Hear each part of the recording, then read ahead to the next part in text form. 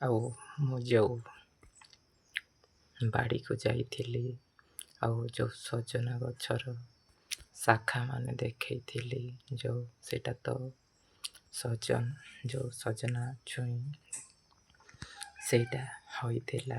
ମାନେ ସଜନା ଗଛର ଫଳ, ମାନେ ସେ ଫଳ ତୋଲା ଯିବା ସମୟରେ ଗଛକୁ କାଟି ଦିଆଯାଇଥାଏ। ତାହାପରେ କିଛି ମୂଲରୁ ତ କିଛି ଦୂର ପର୍ଯ୍ୟନ୍ତ ଗଛର ସେଇ ଗଣ୍ଡି ରହିଥାଏ ଆଉ ସେଇଥିରୁ ଶାଖା ପ୍ରଶାଖା ବାହାରି ନୂଆ ପତ୍ର ହୋଇଥାଏ। ତ ସେଇ ଶାଖା ଯେଉଁଟା ହାଣି ଦିଆଯାଇଥିଲା ସେଇ ଶାଖାମାନଙ୍କୁ ଏମିତି ଖାଲିଟାରେ ଭୂଇଁରେ ପକେଇ ଦେଲେ ଶୁଖି ଯାଇଥାଏ। ଆଉ ଏଇଟାକୁ କେମିତି ଦେଖନ୍ତୁ, ସେଇ ସଜନା ଗଛରେ ଠିଆ ଠିଆ ଯେଉଁ ଭୂମିରୁ ରଖା ହେଇଛି ସେଇଟା ମାନେ ବଞ୍ଚି ଯାଇକି ପତ୍ର ମାନେ ହୋଇଛି। ଆଉ ସେଇଟାକୁ ଆଉ କିଛି ଦିନ ପରେ ସେଇଟା ଚେର ବାହାରି ଯାଇଥିବ, ସେଇଟାକୁ ନେଇକି ଅନ୍ୟ ଜାଗାରେ ପୋତି ଦେଲେ ସେଇଟା ନୂଆ ଗଛ ହୋଇଯିବ।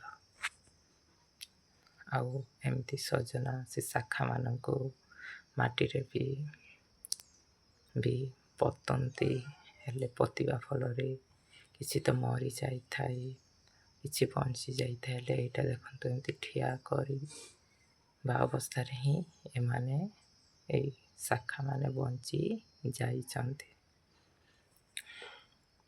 ସେଥିପାଇଁ ହିଁ ମୁଁ ଏଇ ଭିଡ଼ିଓଟା କଲି।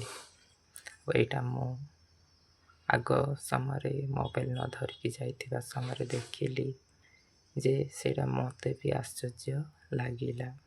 ହେଲେ ସେଇ ସମୟରେ ମୋବାଇଲ୍ ନେଇନଥିଲି, ହେଲେ ମୁଁ ବର୍ତ୍ତମାନ ସମୟରେ ମୋବାଇଲ୍ ନେଇ ସେଇ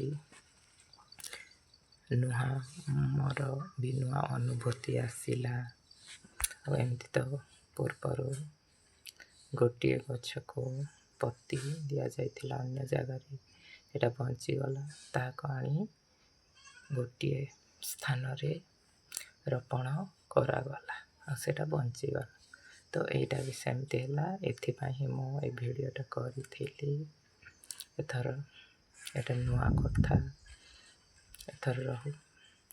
ଆଉ ଆଜି ତ ମୋତେ ଭଲ ଲାଗୁନି, ସେଥିପାଇଁ ମୁଁ ଖାଇନି। ଏଥର ରହୁଛି, ଧନ୍ୟବାଦ।